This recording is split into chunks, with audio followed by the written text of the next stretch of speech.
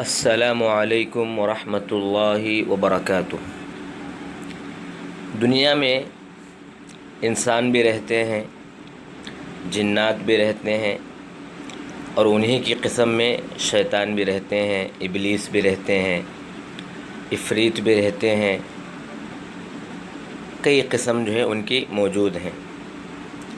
انسانوں میں اور ان جنات میں فرق کیا ہے کہ انسانوں کو یہ جنات نظر نہیں آتے، اور جس طرح مذاہب انسانوں میں ہیں اسی طرح جو ان کے پاس بھی مذاہب ہیں، ان میں بھی ہندو ہیں، کچھ ان میں بھی کچھ مسلمان ہیں، ان میں بھی کچھ نیک انسان ہیں، صالح انسان ہیں، کچھ جو ہے ستانے والے ہیں، کچھ پریشان کرنے والے ہیں، اس طرح جو ہے ان کے اندر بھی موجود ہیں۔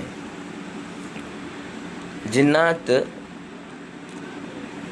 ان کے اندر ایک خاصیت کیا ہے، چونکہ وہ نظر نہیں آتے تو یہ انسانوں پر حاوی ہوتے ہیں، کبھی کبھی داخل ہو جاتے ہیں انسانوں کے جسم میں، انسانوں پر آ جاتے ہیں، اس میں کوئی شک نہیں۔ اور اگر کوئی آدمی یہ سمجھتا ہے کہ جنات جو ہے انسانوں پر آنا یہ محال بات ہے یا ناممکن ہے، یہ غلط بات ہے، تو یہ اس کی یعنی اس آدمی کی غلط فہمی ہے۔